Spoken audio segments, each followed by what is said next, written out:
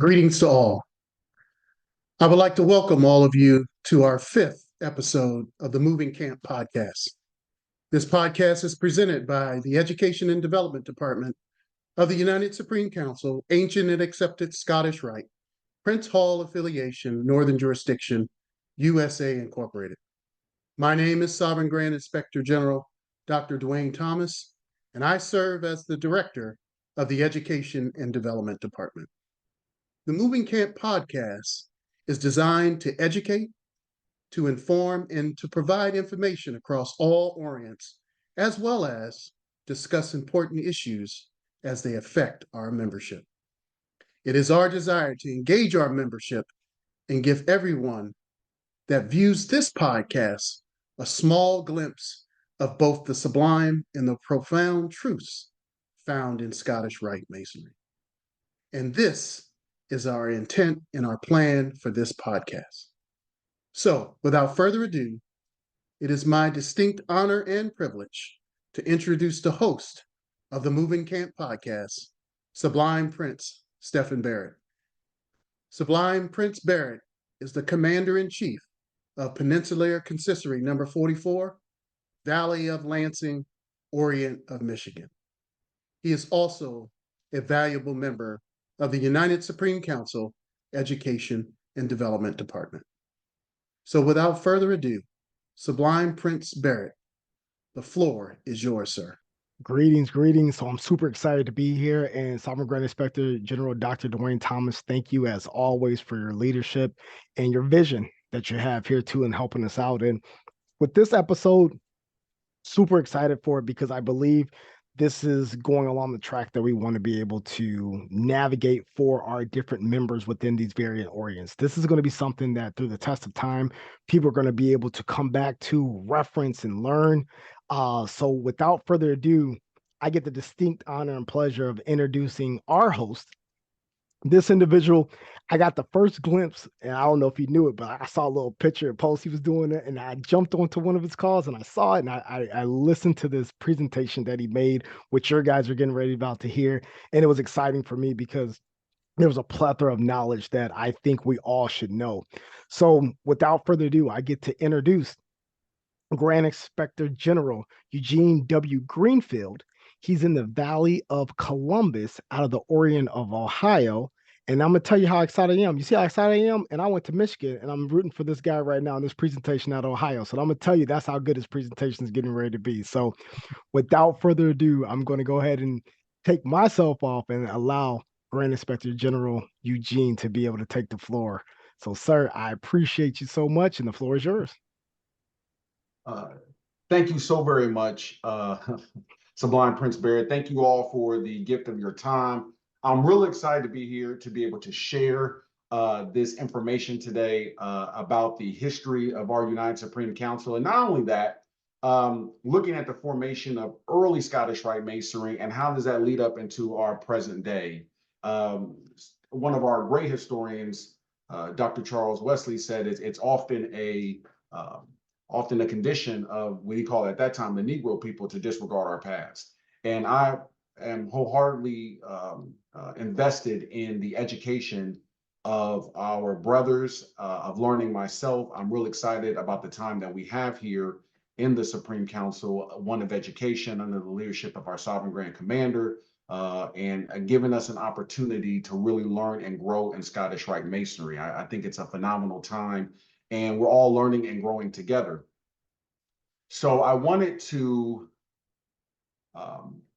take an opportunity to talk a little bit about the early formation of Scottish Rite Masonry, and then how that kind of led up into the development of the United Supreme Council, both United Supreme Council, but particularly ours of the Northern Jurisdiction. So I'm going to go ahead, and I believe hopefully you all should be able to see my screen. And we will go ahead and get started. I am a proud member of LD Eastern Consistory number 21 in the Orient of Ohio, the Valley of Columbus, member of the Education and Development Department under Sovereign Grand Inspector General Dwayne Thomas's leadership. And so we are just super excited to be able to bring this information today. And not only this, but hopefully many more as time goes on. So the overview and what we're going to be discussing for the lecture is a couple of different items. Number one, we want to look at the early history of Scottish Rite Masonry. A lot of times people will say, hey, are we legitimate? I've had brothers ask me that question. Are we really legitimate? Are we, how did we come into being? What is our roots? Where do things lie? And there's always been this kind of crux when we're looking at Prince Hall Masonry of being able to trace our history and trace our roots. So we're going to cover some of that today. We're going to look at some of the key players. We have very, very, very distinguished men at the times that helped us to be able to grow this organization. And we want to see who they were and what role that they were able to play. We want to look at the formation, how the Supreme Council came into existence, how we consolidated, what were the moves towards that consolidation and why that was important. And then just look at the two recognized Prince Hall Supreme Councils, which we know of, one being in the North, one being in the South, and making sure that we look at not only their accomplishments, but how they have grown as an outspurt of this history. So without further ado, let's go ahead and let's kind of dig in a little bit. So the first thing that we have to remember is the degrees of masonry. Now, a lot of times when brothers will talk to you, they'll say, what's the highest degree? And you're probably thinking it to yourself now, right? The highest degree, there's no degree higher than the third degree. But what's remarkable about that is you have to remember that when masonry started, masonry was really only 2 degrees. It was the entered apprentice and it was the fellowcraft degree. And when you think about it, the first real high degree of masonry was the addition of the Master Mason's degree. And we have evidence for that roughly around 1725. Now, you all being the scholars of Freemasonry, you'll know that the Grand Lodge of England was formed in 1717. So we see here roughly within about an 8-year period, the first high degree being the Master Mason's degree. So when you think about it from that perspective, high degrees of masonry or appendant degrees of masonry are almost as old as speculative masonry itself. So as early as 1733, we started seeing these references to these degrees called Scotch Masons, or what was also known as the Scotch Masons Lodge that was found in London. And what's important to note is that when we talk about, you'll talk about Scottish or Scotch, you'll hear these terms going. Now, it's not really referring to a nationality of people, but more simply a kind of a designation or a particular type of masonry that was being formed at the time. So by 1734, 1735, we see even additional degrees coming. So again, formation of 1717, Master Mason's degree came in 1725. And now we see just roughly about 10 years later of that, we're starting to see additional degrees come. That particularly of 2, the Excellent Mason degree, as well as the Grand Mason's degree. And so we see that these degrees are kind of forming in conjunction with one another. So people are kind of forming these degrees all over.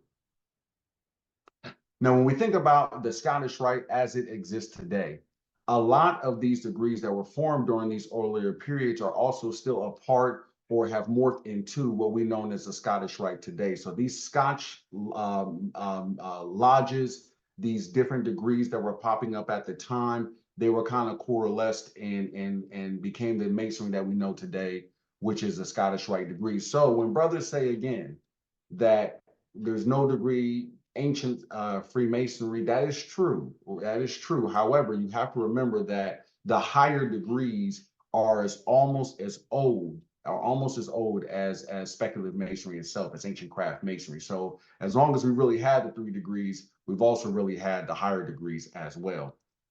Now, when you think about in terms of Scotch, in terms again of it being old, the tradition of Scottish degrees is the second oldest type of high degree masonry. And I want to put on note, it's even more antiquous than the Royal Arch degree, even more ancient than the Royal Arch degree. So it's really important for us to know that when we're thinking about the knowledge of Freemasonry, we have 2 rites. We have the York Rite and the Scottish Rite. A lot of times brothers will have, well, all the knowledge is in the York Rite. And I want to tell you that we've had the Scottish Rite and was morphed into the Scottish Rite for a very long time. So it's important that we keep that in perspective as we go forward. Now, who are some of the key players when we think about the formation of Scottish Rite Masonry? The number one that comes to mind is Stephen Morin. Many have probably known, Stephen Morin is the progenitor of what we kind of know today as a Scottish Rite system. And I'd like to tell you a little bit about it. What you'll first learn is he was French. He was a French-born trader who worked in the Caribbean islands, so Jamaica, Santa, what we call Haiti now, He worked in what we now call the Dominican Republic. So he was all in that particular area. He was made a Mason in what was called the Lodge of the French in Bordeaux, France in 1741. And what we know about this particular lodge is that it was one of the earliest lodges to take a really deep and intense look at these kind of early Scottish degrees. He was a charter member of, and actually master of Lodge, the Perfect of Harmony, or Perfection of Harmony in 1743. And then it was in this particular earlier period that he really began to the formation and thinking about these higher degrees, becoming a member of some of these higher degrees. And that lodge was really created pretty much for that purpose. So what happened? Where did this kind of shift come from? So in 1761, there were two authorities. One was the French Grand Lodge, which was in Paris. And you also had another body that was kind of starting to exert some of these, this superiority or this authority over some of these degrees. And it was called the Council of the Emperors of the East and West. And it was called the Sovereign Scottish Mother Lodge. And what they did was they issued a patent to Stephen Morin, and they established him what was called a Grand Inspector. And we're very familiar with that term now in today's Masonry. And it authorized him and empowered him to establish what we call perfect and sublime masonries in all parts of the world. So it gave him a right to not only be the leader of this rite, but to propagate it throughout the world.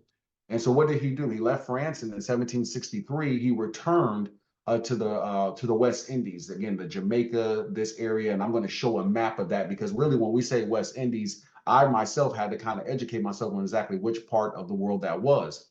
And he created and propagated the rite. Now, remember, they had these kind of degrees that were all over the place. And so with Stephen Morin, that was so great is he established the 25-degree Masonic rite, which we call the Order of the Royal Secret, or Order of the Prince of the Royal Secret. Sometimes it's mistakenly called the Rite of Perfection. But he kind of created this 25-degree system and then kind of propagated it. So when we think about where were some of the places that he was at, this is what we would call the West Indies at the time. You got Cuba, you got Haiti, you got Jamaica, you got Puerto Rico. You see a lot of the Caribbean islands there, the Bahamas. So he was kind of working in this particular area. France had a big interest in this area. And so he propagated the rite here. So a lot of times when you hear that maybe Prince Hall came from the West Indies, Masonry was very, very active in this part of the world during the late 1700s. So it's important for us to keep that in mind.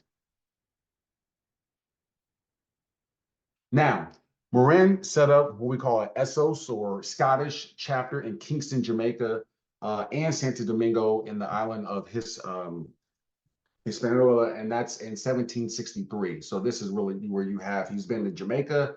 He worked primarily out of Kingston. He also worked a lot out of what we consider now present-day Haiti and present-day Dominican Republic. He created the constitutions and regulations of 1762. If you go into the United Supreme Council Constitution, if you go into a lot of various works, they will always reference these particular constitutions, really the first constitutions of the order. In 1764, the high degrees were being conferred in New Orleans, Louisiana, and the first in the United States in Albany, New York in 1767.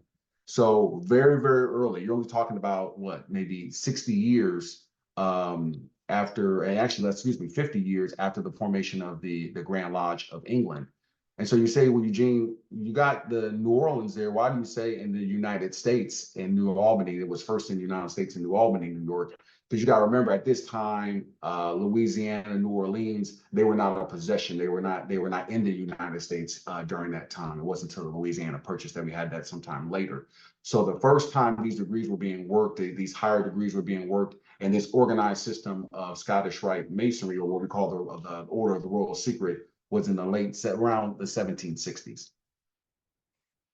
So what happened is that they were kind of selling these degrees, right? So it was not only good to propagate the rite, but it was also good to make a little bit of money at the same time. So Morin appointed what he called deputy inspectors general, right? And we've heard that a lot, giving them the authority to spread the superior degrees of the free and accepted Masons in their territory. So he was able to basically get this patent from France to be able to make other inspectors, and it was their job to go out and kind of sell the rights. So they were given this opportunity to learn these higher degrees, be a part of them, but also to kind of profit from them. Now, Morin died in 1771. This was before the first official Supreme Council was formed in Charleston in 1801, so about a good 30 years earlier. But he left his mark indelibly on the current system that we have now. I thought it was interesting to say, okay, what were these degrees in the 25 degrees, and how do they kind of morph, or how do they kind of play into the what we have now? So when you're listing here, these are the particular degrees that you have that were in the rite of perfection. So many of the degrees that we know and that you may be familiar with. For an example, you look at the 4th degree, the secret master. We still have that in its current form today. The 5th degree, the perfect master, intimate secretary, the 7th degree, provost and judge, and tenant of the building. So all of these are degrees we're very, very familiar with. Knights Kadash, which was the 30th degree at the time, or 30th degree now, now was the 24th degree. The Prince of the Royal Secret, which is now our 32nd degree. You see the Prince of Jerusalem and the Knight of the Eastern Sword, and still in their original positions as they were in the Rite of Perfection, or the Order of the Royal Secret. So it's really important to note that many of the degrees that Morin came up with, propagated, created in this system are those same degrees that morph later into the 33 degree system. So when we kind of work here, let's see. So the remaining 8 degrees, right? So we had 25 degrees in the Order of the Royal Secret. We now have 33 degrees that were comprised in the 1801, the Supreme Council, the Mother Supreme Council. And most of these rituals will work between, I would say, 750, between that and 765. So what we see here is that the 23rd to the 26th degree are independent degrees. They were brought in and form a coherent group that originated in another Scottish order. And we also see that the 27th degree, the 29th degree, the 31st degree, these were also introduced from other orders. The 27th degree was around 1762. That came from some of the chivalric degrees. The 29th degree was made by the Council of the Emperors of East and West. That was around 1766, maybe 1765. And the 31st degree, which we now call the Grand Inquisitor, as Grand Inspector Inquisitor degree, was also established by that same East and West Council in around 1758. The 33rd degree, which in its ancient form was called the Sovereign Grand Inspector General degree, was created from the best evidence we have around 1801 by the Supreme Council, but its ritual was dating back to about the 1760s. So they put some different parts of rituals, were around conferring that, and then made that the official ritual there in around 1801. So you see a lot of the degrees where it came in from different sources, but again, to the established of the degrees that we have now. Also, I want to make sure that you, and I will when brothers see this, remember here that these are the degrees that they were. If you look here on the left side, the 23rd degree, like Chief of the Tabernacle, it was a new degree. The 24th degree, Prince of the Tabernacle, was a new degree. The 25th, again, we said was a new. 26th was new. 27th was new. 28th was formerly the 23rd. The 29th was a new degree. The 30th was formerly the 25th. The 31st was new. And then you got the Sublime Prince, which was formerly the 25th. So it was nice to kind of see again what degrees were new, what degrees were came over from that previous system. And you also see here too, even in the Lodge of Perfection, we renamed a couple of the degrees. The 11th degree, Sublime Knights Elected, it was renamed Sublime Elected 12. So just a couple of things that were changed there. I want to talk about this character, Count de Saint Laurent. I think he is an amazing person. It's hard to cover his life here in about 20 to 30 minutes. But if you get an opportunity to go into our history book, it gives a very nice detailed activities about some of his Masonic accomplishments. And he's really one of the progenitors of Scottish Rite Masonry among Black people. I want to tell you a little bit about him. It was said that he was born to Philip Rose Ram de Saint Laurent and Mary Ann Elizabeth Rockert in Grenada, or some people say Rochard, and it's more French. But he was born in Grenada.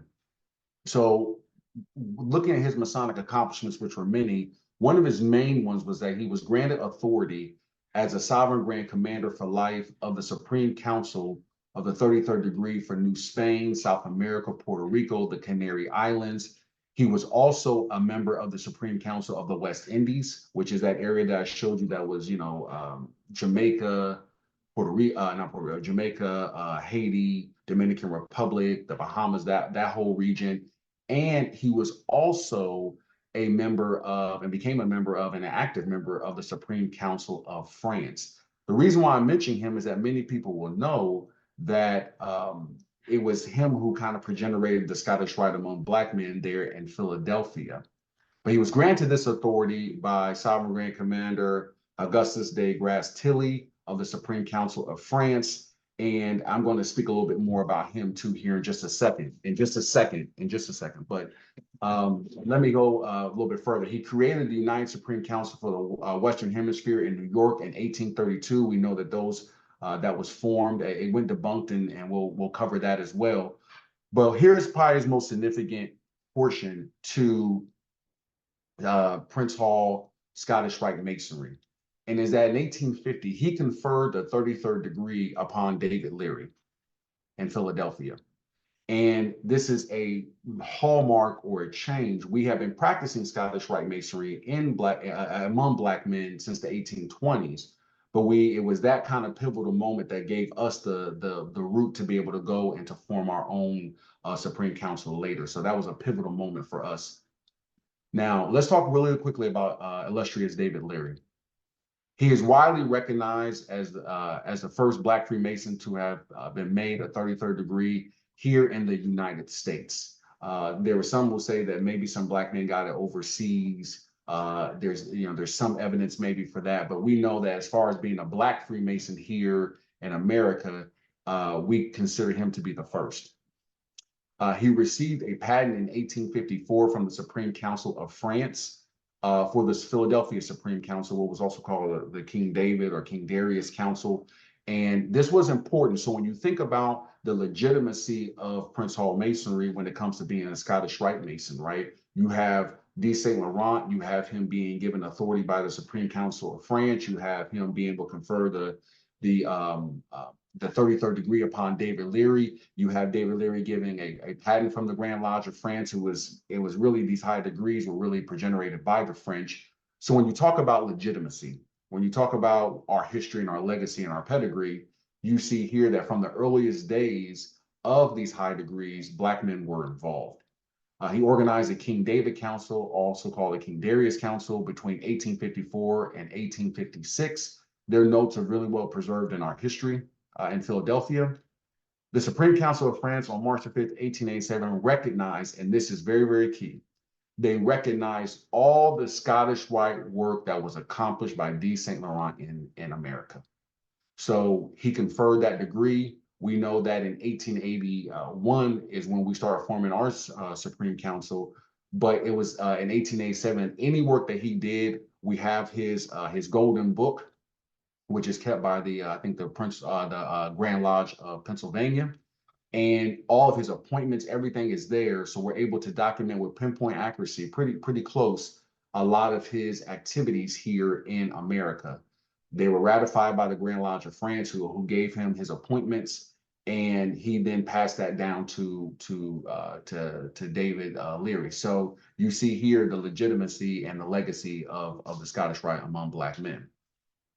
Now, I had some interest to say, okay, you had Stephen Morin, he was kind of deputizing these different people, and how do we can we kind of trace that from Steve Morin's Order of the Laurel Secret, those 25 degrees, all the way to David Lary? And this took me some time to kind of track down, but I think I was really able to do it, and I want to share that with you now. So we have Stephen Morin, Antoine Steve Morin. So he deputized Henry Andrew Franken.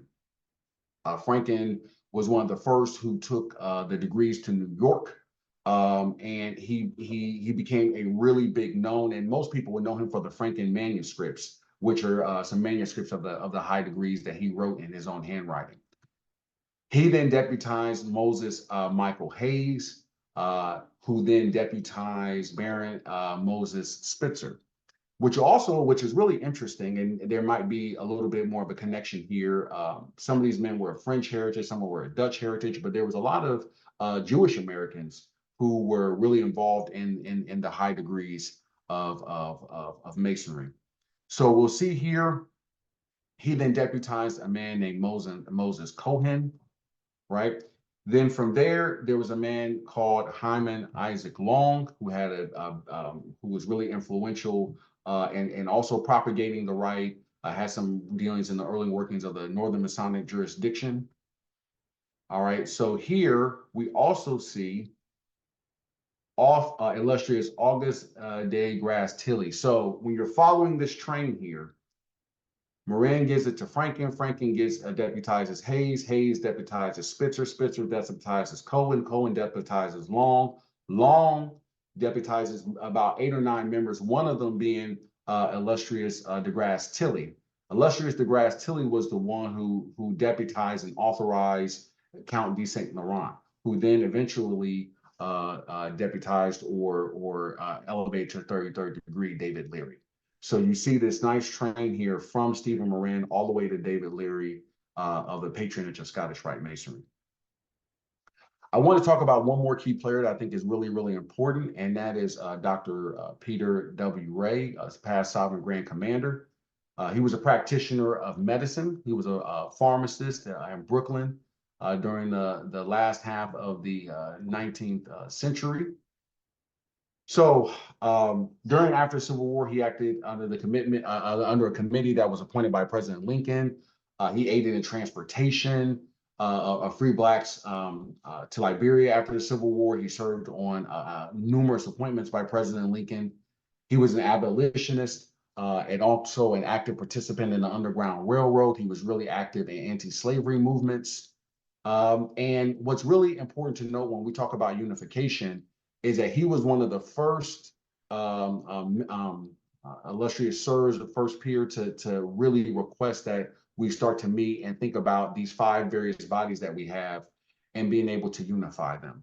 So he was really instrumental in the unification and the demarcation actually between the North and the South and the different Supreme Councils that went in to make that happen.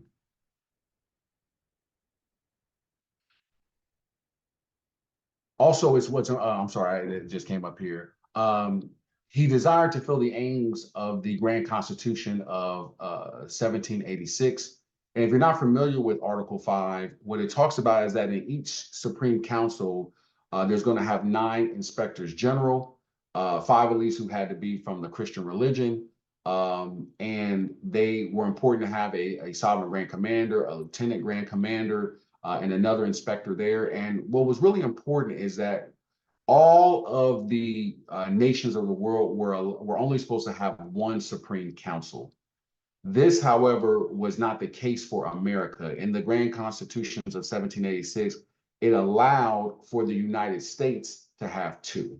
So that was demarcated by the North and that was demarcated by the South. So one thing that illustrious Ray did was, in trying to fulfill the Constitution or Article 5, is to say every other place in the world only gets 1. America is the only place that actually gets 2, which is 1 in the North and 1 in the South. And because we had 5 at the time, he wanted to see those unify into that North and South to fulfill that article of the Constitution. So really, really ahead of his day. Let's talk a little bit about the formation. So we had African Grand Council, the Princes of Jerusalem, that 15th and 16th degree. There's some debate whether they did the entire 25-degree system or they just working like the Lodge of Perfection and the Council Princes of Jerusalem degrees. We really don't know at this point, but we do know that they were active around 1820. And this particular council eventually merged and was having conversations with King David Council or King Darius Council in the 1850s and eventually merged sometime after that. So existing Supreme Councils, and these are by the order that they were established. Remember, we had 5 Supreme Councils that eventually were kind of the main Supreme Councils throughout the United States. The first was the King David Council. Some people say 1854, some people say 1856, but what's important is that they were the first, and they were, it was led by illustrious David Lary, which is of the 33rd degree as Sovereign Grand Commander. The 1864 United States Supreme Council was formed in 1864. This was also by illustrious Ray, who we just spoke about earlier, the one who wanted to merge, and he was their sovereign grand commander. We see then the Southern and Western Supreme Council, which was formed in Washington, D.C., 1869. Illustrious William H. Thomas, 33rd degree, was their sovereign grand commander. We then had the Southern Supreme Council in Baltimore, Maryland in 1870. That was led by illustrious Lemuel Griffin, 33rd degree as sovereign grand commander. And then we end up having one more Supreme Council that actually formed in Philadelphia. These were all Supreme Council among Black men. And so we have 5 kind of governing authorities over the Scottish Rite degrees, all claiming to be legitimate Supreme Councils. So King Frederick II Supreme Council, which was also formed in Philadelphia, and this was formed in 1871, and this was led by illustrious Joshua D. Kelly, 33rd degree. So how did this kind of work? So what we do know is that the King Darius Lodge in 1856 ended up making the DC Lodge, which was a Southern and Western Supreme Council. They were founded in 1856. They eventually formed or helped them form in 1869. What we know is that the de Burleau Council, which also had some ties to D. St. Laurent, made the Baltimore Council, which in turn made the Philadelphia Council. And a lot of this had to go in between the Supreme Councils that were kind of loyal to the National Compact and those that were separated by state grand lodges. So you kind of had these 2 factions. And again, we had to find some way to settle the dispute, which formed or gave the initial thought for the formation. So issues of the time which contributed to the consolidation. 1, there were 5 independently operating Supreme Councils near each other, and all of them were composed of Black men, right? So we had to figure out the kind of order from chaos. For many years prior to 1881, Grand Lodges, they were leaving the National Compact, and they were united with their independent Grand Lodge counterparts. So it was during this time it was kind of tumultuous. You had different lodges that were moving. You had different states that were moving in and out of the compact. So it also added to the confusion of the time. The spirit of consolidation swept through states' rights or independent and compact Grand York Rite bodies in Pennsylvania. So let's keep moving towards some other actions that led towards consolidation. So there was a council of deliberation, which was held in New York. This was in October of 1880. There were some initial meetings. All the Supreme Councils met. They established some ground rules. And what was also important is they elected delegates at the time. So in January 1881, they formed a permanent convention. And the purpose of this was to form some articles of union. So they were supposed to create, adopt, and it had to be signed by all 5 of the Supreme Councils. And it provided the framework for how the new Supreme Councils were going to be established. In February of 1881, 3 Supreme Councils to elect officers, meaning they elected officers for the delegations. And the delegation, which was interesting, from the de Burleau Supreme Council eventually decided not to participate. This was the one out of New York. So in April 9th of 1881, we completed the consolidation, and then we had 2 newly formed Supreme Councils. So the full and proper name of both United Supreme Councils. So in 1881, it was United Supreme Council of the Ancient Accepted Scottish Rite of Freemasonry, 33rd degree of the Northern Masonic jurisdiction of the United States of America. And then we have our Southern Supreme Council at the time, which was in 1887 formed in United Supreme Council of Sovereign Grand Inspectors General of the 33rd and last degree of Freemasonry for the Southern jurisdiction of the United States of America, whose seat is at the Grand Orient of Washington, in the District of Columbia. Now, what's important to note is that there are only 2 recognized Supreme Council among Prince Hall Masons, or Prince Hall Scottish Rite Masons. There are only 2 recognized. The first is ours, the United Supreme Council of Ancient Accepted Scottish Rite of Freemasonry and Prince Hall Affiliation for the Norwich jurisdiction, United States of America, Incorporated. And we operate generally above the Mason-Dixon line. And our headquarters is in Philadelphia, Pennsylvania. The second is our brothers to the south, the United Supreme Council, Ancient Scepter, Scottish Rite of Freemasonry, Principal Affiliation, Southern Jurisdiction, United States of America, whose seat is or is headquarters in Memphis, Tennessee. So these are the only two recognized United Supreme Councils among Prince Hall Masons, and along with the counterparts of the Northern Masonic jurisdiction and the Southern Supreme Council, the Mother Supreme Council, are the only four recognized Supreme Councils in the United States. So a couple of accomplishments of our Supreme Council. What's really important is, I think it's really important to note is that once we hit the ground running in 1881, we haven't stopped since. As with any new venture, like we said, things are fledgling. You got a lot of things going on. You're trying to bring order to chaos. But when you think about the accomplishments that we were able to enjoy in just a small amount of time, I'd like to share some with you. In 1883, we exchanged the Orient of Kentucky for the Orient of Delaware. A lot of brothers had asked me about that. I had to go back in the history and find that. But yeah, so I'm in Ohio. Just to the south of us is Kentucky, and you would think that they would be with us here, being kind of more in the Midwest. But between that, you had the Kentucky and the Orient of Delaware switching there in 1883. So that was able to happen with the Southern jurisdiction.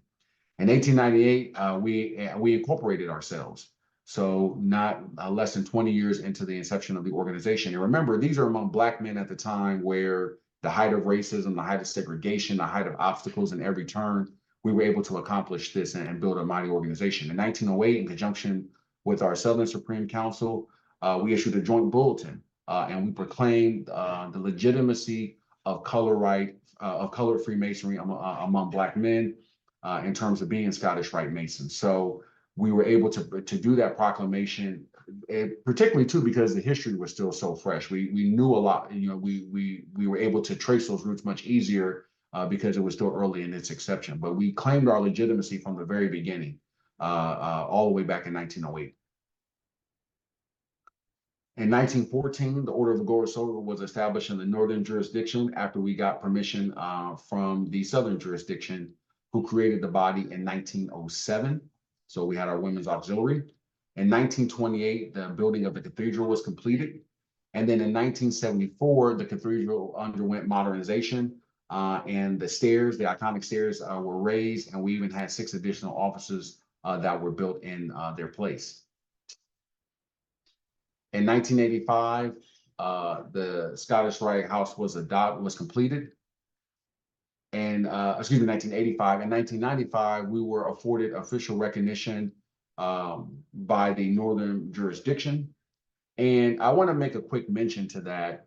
Even though that happened officially in 1995, there was a lot of coordination, even back to the 30s and 40s, between our Northern Masonic jurisdiction and theirs. So there was a lot of communication. There's even evidence where they might have assisted us in some ritual aspects, and particularly in the 33rd degree. But there was a lot of communication back and forth, if not official, definitely unofficial. But in 1995, we received official recognition. In 1996, the Scottish Rite Towers were completed. In 2013, we were afforded official recognition from the Mother Supreme Council, the Southern jurisdiction of the 33rd degree, the ones that were founded in 1801. And then in 2022, we signed the reaffirmation or the Statement of Unity, which states that there's only 4 legitimate Supreme Councils here in the United States. These are just some suggestions of some books that I wanted to give brothers. If you have not read or had an opportunity to really start biting your teeth into our history book here, it is a fantastic resource of not only giving information about Scottish Rite, but just the conditions of our brothers at the time, what led to those conditions of Freemasonry there in Philadelphia. It's an excellent read. The Constitution also gives a lot of great information about our early history. And just from my own personal knowledge to doing some of the ritualistic work that we were able to uncover, I looked a lot of the Royal Order of the Royal Secret and also to the Scottish Rite Monitor. Those were helpful in determining the comparisons between the 25 and the 33rd degree. So some references for brothers: Sovereign Grand Inspector General Thomas, Sublime Prince Barrett. That's just a brief overview of our history and our formation, and hopefully it was enlightening to you, and hopefully it will be enlightening to the rest of the brothers.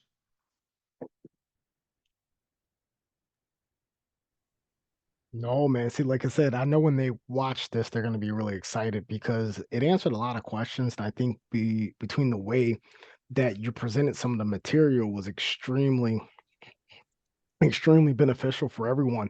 Um, as I told you before, I knew I was going to have some questions here. So I'm gonna just jump right into it, right? Because I know Please. the people are hungry. Now, just from your personal experience, like, why do you feel it's so important for us to understand and know how we were formed? Not so much like what we're doing, and not we need to know what we're doing right now, but like, why do we need to know how we were formed? Like, why is that very important to you? I majored in history in college, and I think that we honor the sacrifices of those brothers who came before us by not forgetting them. I think that knowing our history allows us to understand why we are, it not well, it not only a sense it instills a sense of pride, to know that we have built this mighty organization over a very long time. We owe those men who put that work in that was much harder in those days than what we have it now, the honor of remembering them. It sheds light on our histories and our traditions. It also reminds us of why we're here and what we're supposed to be doing. I know a lot of times we do things in the sky. I'm like, why do we do it that way? And it's just, well, that's because the way we've always done it. And then you go back and you read it a little bit in the history. Well, it's not always the way we've done it. It's just something that's just kind of come about. And so just knowing that history, it's important for me, understanding that history, that legacy. We are inheritors of a mighty organization, and we a lot of times we drink from a well we didn't dig. And I personally don't want to ever forget that. We stand on the shoulders of giants of men, and we owe them to remember their sacrifices and what they did, because we all enjoy it today.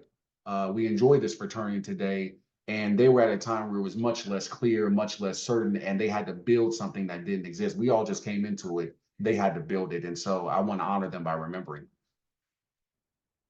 No, and I appreciate it. There's something that you said that was very key is knowing why we do something, right? So it reminds me of that term, and I could be wrong, so no one butcher me in the comments, right? But I believe it's like Sankofa, like the bird that flies forward by looking back. Mm. Absolutely. Absolutely. So, when you think about it, and that's just brief history. And I'm sure we have a lot of brothers out there who are Masonic scholars who are going to be said, yeah, we could have mentioned this or we could have mentioned that. Our history is